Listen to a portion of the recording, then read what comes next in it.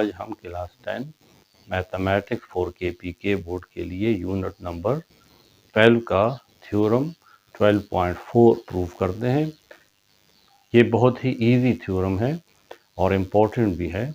हम इसके स्टेटमेंट से गिवन और टू प्रूव पहले फाइंड करते हैं और फिर इस थ्योरम को प्रूव करेंगे।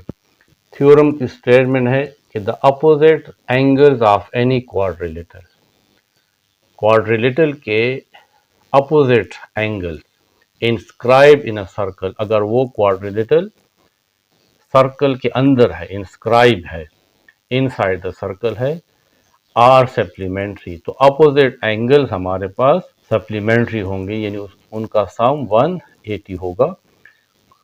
Quadrilateral any four sided close plane figure को कहते हैं। इस तरीके से पैरेललोग्राम एक क्वाड्रिलेटरल है, स्क्वायर क्वाड्रिलेटरल है, रेक्टेंगल क्वाड्रिलेटरल है, रोम्बस क्वाड्रिलेटरल है और काइट, ये तमाम क्वाड्रिलेटरल हैं। ये इन क्वाड्रिलेटरल के एंगल्स हैं। इस क्वाड्रिलेटरल का नाम हम कह देते हैं ABCD। तो ये एंगल बनते हैं, angle A, angle B, angle C और एंगल D। तो यहाँ पे ये जो अपोजिट एंगल है, angle A plus angle C, इन दोनों का सम सप्लीमेंट्री है, यानी 180 डिग्री है। इसी तरीके से एंगल B और एंगल D, ये भी अपोजिट एंगल है, इन दोनों का सम भी 180 डिग्री है। तो ये हमें प्रूव करना है। गिवन सर्कल है और उस सर्कल में एक क्वाड्रिलेटरल हम बनाएंगे और फिर उस क्वाड्रिलेटरल के अपोजिट एंगल्स प्रूव करेंगे कि उनका सम 180 के इक्वल होगा। ये सर्कल मैंने ड्रा किया हुआ है, इस सेंटर का, सेंटर O है, इस सेंटर O से हम एक सर्कल ड्रा करते हैं। इसमें हम इसी तरीके से एक 4 साइडेड फिगर बनाते हैं, इसको हम क्वाड्रिलेटरल कहते हैं।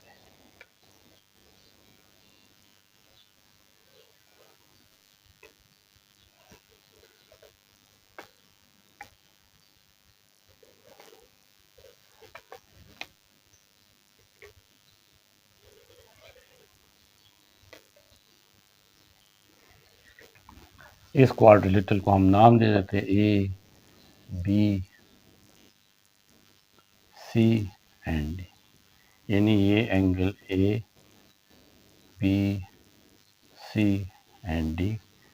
ये हमारे पास इसके एंगल्स हैं। अब देखिए हमें गिवन क्या है। सर्कल गिवन है और एक क्वाड्रिलेटरल इस सर्कल के अंदर इंस्क्राइब है। A circle with centre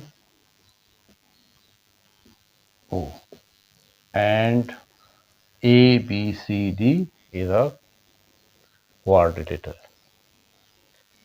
ABCD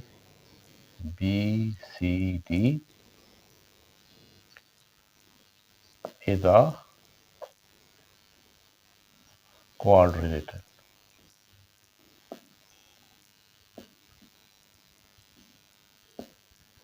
Inscribed in a circle. Inscribed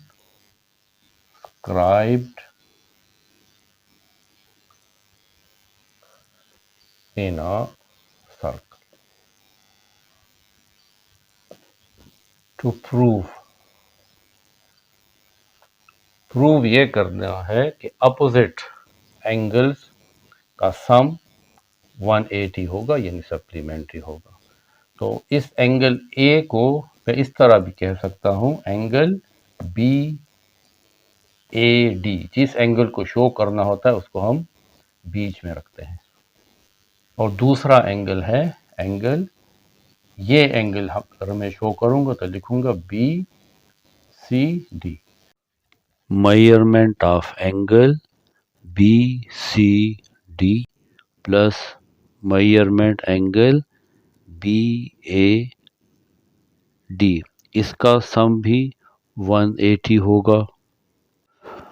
और ये अपोजिट एंगल्स, इसका सम भी 180 होगा। Measurement of angle A B C plus measurement of angle A D C, A D C, इसका sum भी 180 होगा। थोड़ी सी कंस्ट्रक्शन करनी है कि इस O को इस D के साथ भी ज्वाइन कर लेते हैं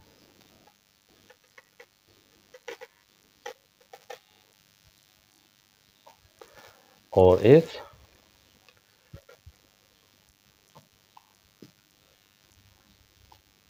B के साथ भी ज्वाइन कर लेते हैं। कंस्ट्रक्शन क्या है कि join O to D and B। यहाँ ये दो एंगल भी बन जाते हैं। इस एंगल को हम एंगल 1 कह लेंगे और इस एंगल को एंगल 2 कह लेंगे। Construction join O to B and D।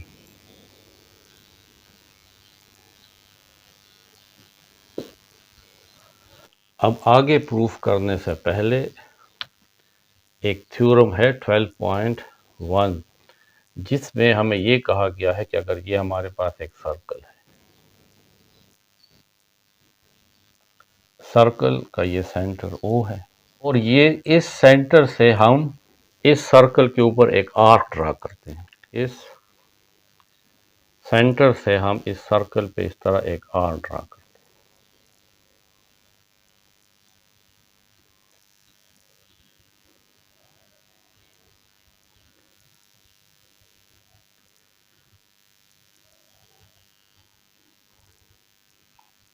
तो जब हमने इस सेंटर से इस सर्कल पे आर ड्रा की तो इस आर को नाम देते हैं ए एंड बी।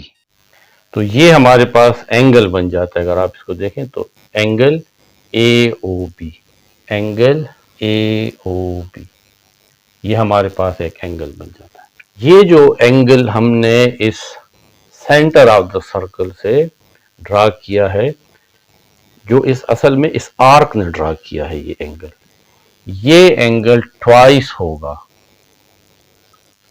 अगर आप इस आर्क के अलावा किसी और जगह पे एक पॉइंट लें, फॉर एग्जांपल ये पॉइंट P है, यहां पे एक एंगल ड्रा करें, ये इस तरीके से एक एंगल ड्रा करें जो इस आर्क से अलावा किसी और जगह पर सरकमफ्रेंस के किसी और पॉइंट पे जो ये ब्लू कलर में है, यहां पे एक एंगल हम बना लेते हैं, ये एंगल। तो ये भी एक एंगल बन जाएगा। इस एंगल को हम नाम दे सकते हैं A P B, angle A P B. ये जो एंगल ए ओ बी है, ये इस एंगल से ट्वाइस होगा, दुगना होगा, यानी ये वाला एंगल इस एंगल से मेजर में डबल होगा। ये फैक्ट हमने यहां पे यूज करना है। अब आप देखें बिल्कुल इसी तरीके से अगर आप इस एंगल 1 को देखें तो ये एंगल 1 कौन सी आर्क बना रहा है? ये एंगल 1 ये आर्क जो इस सर्कल का एक हिस्सा है, इस सर्कल का सरकमफ्रेंस का कुछ पार्ट है। ये देखिए यहां से लेकर यहां तक, यहां से लेकर यहां तक जब हम ये आर्क ड्रा करते हैं तो हम क्या करते हैं, ये एंगल 1 बनता है। यहां से लेकर देखें, अगर हम यहाँ पे कंपास रखे और इस तरीके से आर्क बनाए, तो जब ये आर्क बनेगी यहाँ B से D तक, तो हमारे पास ये एंगल बनेगा। ये एंगल साइज में डबल होगा अगर हम कोई और पॉइंट इस सरकमफ्रेंस यहां से लेकर यहां तक जो सरकमफ्रेंस है, इसके अलावा अगर हम इस जगह पर कोई एक पॉइंट ले, जिस तरह ये C पॉइंट है, और यहां पे ये एंगल बनाए, ये एंगल, तो ये जो एंगल है बी सी डी, ये एंगल बी सी डी ये इस एंगल 1 से आधा होगा, या हम कह सकते हैं कि ये एंगल 1 इस एंगल बी सी डी से डबल होगा। तो एक तो हमने ये यहाँ पे अब लिखना है हमारे प्रूफ में कि एंगल 1 इस थ्योरम के मुताबिक angle 1 is twice of this angle B C and D. और दूसरा, अगर आप इस एंगल 2 को देखें तो ये एंगल 2 कौन सा आर्क बना रही है, इस सेंटर से अगर हम इस तरह ये आर्क ड्रा करें, बी से लेकर डी तक इस तरह आर्क ड्रा करें, तो ये एंगल 2 हमारे पास बनेगा। तो ये एंगल 2 जो होगा ये डबल होगा किसके, अगर हम इस सरकमफ्रेंस यहां से लेकर यहां तक के अलावा कोई और पॉइंट ले ले इस दूसरे हिस्से में, देखें जिस तरह हम यहाँ पे सपोज कर ले ए पॉइंट ले लें और यहाँ पे ये एंगल बनाए, इसी दो पॉइंट्स को आपस में मिला लें और ये एंगल बना लें। ये जो एंगल 2 होगा ये इससे एंगल बी ए डी से साइज में डबल होगा। एंगल 1 साइज में डबल होगा बी सी डी इस एंगल से, और एंगल 2 साइज में डबल होगा इस एंगल से बी ए डी से। ये दो बातें हमने अब यहाँ पे प्रूफ के साथ लिखनी है। अब हम यही बात लिख लेंगे कि ये जो एंगल 1 है, measurement of angle 1 is equal to twice of measurement of angle B C D, angle B C D. और इसी तरीके से ये जो एंगल 2 है, measurement of angle 2 is equal to twice, 2 के सामने ये वाला एंगल इससे ट्वाइस होगा B A D, measurement of angle B A D. इसको हम इक्वेशन 1 कह लेंगे और इसको इक्वेशन 2। अब हम इसके साथ रीजन लिख लेते हैं कि ये जो एंगल 1 है, देखें ये एंगल 1 कौन बना रहा है, ये एंगल 1 हमारे पास असल में ये आर्क बना रहा है बी ए और डी। ये बी ए डी जो है ये आर्क जब इस तरीके से सबटेंड होगी, बनेगी, तो ये एंगल 1 बनेगा। और ये एंगल 1 मेजर में पैमाइश में डबल होगा किसी ऐसे एंगल के जो इस सरकमफ्रेंस से अलावा किसी दूसरे पॉइंट पे, इस हिस्से से अलावा किसी दूसरे पॉइंट के ऊपर हम बनाएंगे। तो दूसरा पॉइंट आप सी ले लें, कोई भी ले लें, यहाँ पे कोई और पॉइंट ले लें, तो ये जो एंगल है बी सी डी, इससे ये एंगल 1 मेजर में डबल होगा। तो ये इसकी रीजन है। The angle which subtend arc of the circle eight the centre,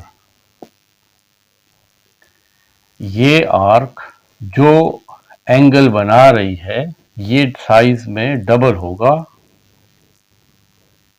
is twice of the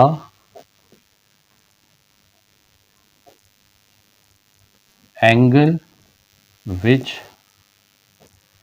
is subtends at any remaining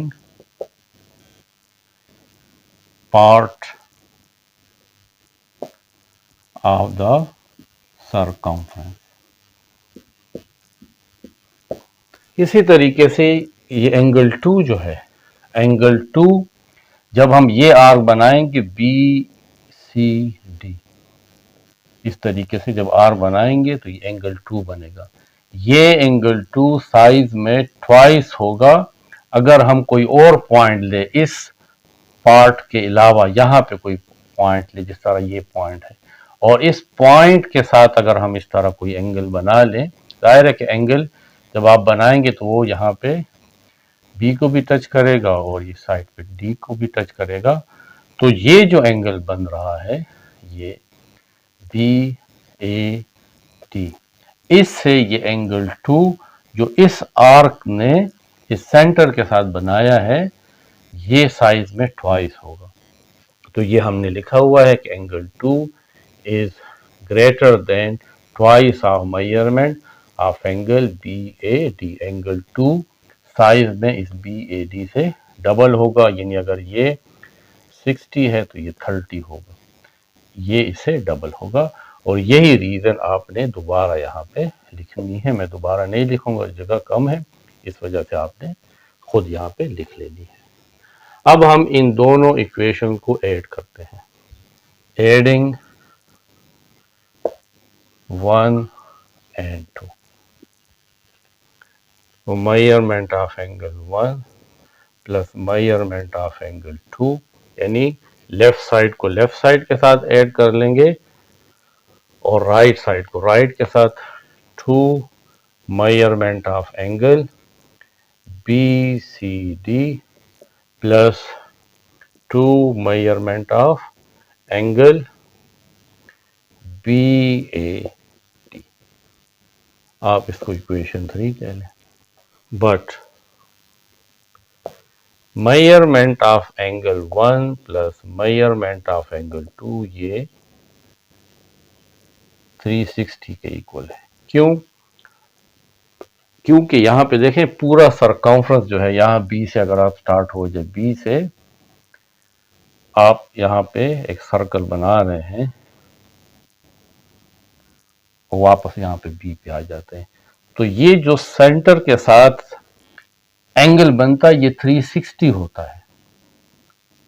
जब भी आप इस तरह सर्कल ड्रा करते हैं तो हमें पता है कि पूरे सर्कल इस सेंटर के साथ यहाँ से अगर हम स्टार्ट हो जाए और वापस यहाँ पे आ जाए तो ये एंगल कितना होता है 360 के।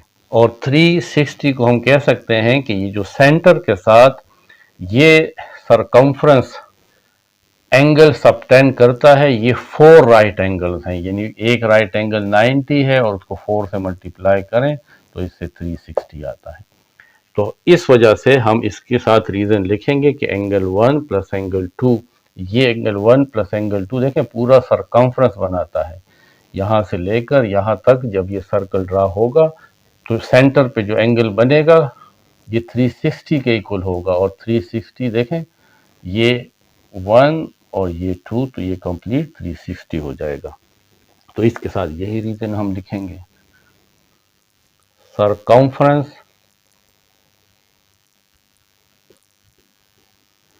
ऑफ द सर्कल सबटेंड्स, यानी बनाता है an angle equal to 4 right angle, 4 right angles के इक्वल होता है, यानी 360 एट द सेंटर, यानी सेंटर से। जब सेंटर से हम ये सर्कल ड्रा करेंगे तो कंप्लीट सरकमफ्रेंस जो एंगल सेंटर के साथ ड्रा करता है वो 360 है। तो फिर हम ये कह सकते हैं कि 2 measurement of angle B C D plus 2 measurement of angle B A D is equal to, क्योंकि ये दोनों measurement of angle 1 plus measurement of angle 2 के इक्वल है और ये measurement of angle 1 plus measurement of angle 2 360 के equal है। इसका मतलब है कि ये भी 360 के इक्वल होगा। इसमें से ये 2 कॉमन ले लें तो measurement of angle B C D plus measurement of angle BAD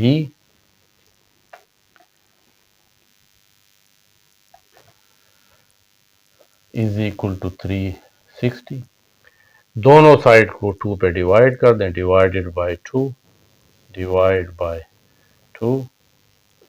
तो ये साइड भी 2 measurement of angle BCD plus measurement of angle BAD, ये भी 2 पे डिवाइड कर लेंगे और 360 डिग्री भी 2 पे डिवाइड कर लेंगे। तो 2 2 के साथ कैंसिल, 2 1s आर 2 और 2 180s आर 360। तो measurement of angle BCD plus measurement of angle BAD, ये हमारे पास 180 के इक्वल होगा। और जब दो एंगल का सम 180 के इक्वल है तो इसका मतलब है कि ये दोनों एंगल सप्लीमेंट्री है। Therefore, angle BCD and angle BAD are supplementary angles। ये हमारे पास सप्लीमेंट्री एंगल की डिफिनीशन है। Definition of supplementary angles. तो ये हमने प्रूव कर लिया कि अगर एक क्वाड्रिलेटरल जो सर्कल में ड्रा हुआ है, इंस्क्राइब्ड हुआ है, तो उसके अपोजिट एंगल्स का सम 180 होगा।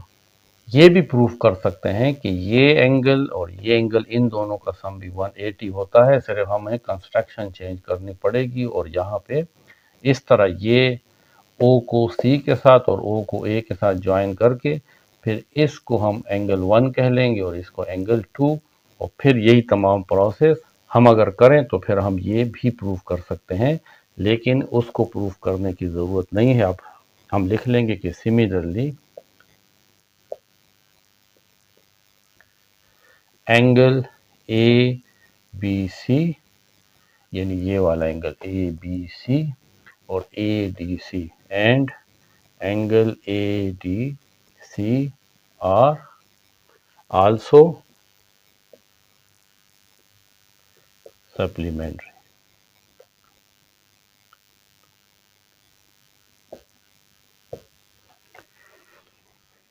इस थ्योरम के साथ साथ हम इसके साथ जो एग्जांपल 4 गिवन है वो भी हम इसी थ्योरम के मुताबिक समझ लेते हैं, तो आपको ज़्यादा बेहतर तौर पे ये थ्योरम समझ में आ जाएगा। ये एक सर्कल है जिसके अंदर ये क्वाड्रिलेटरल है, इसमें x और y अननोन है, हमें इस x और y अननोन को फाइंड करना है।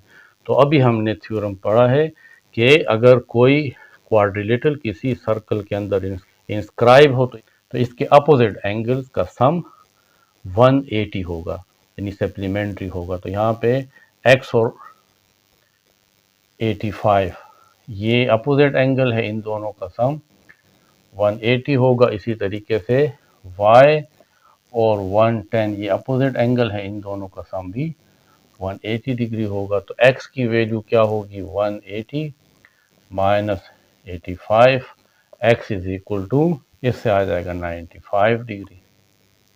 इसी तरीके से y is equal to 180 minus 110, y is equal to 70 degree.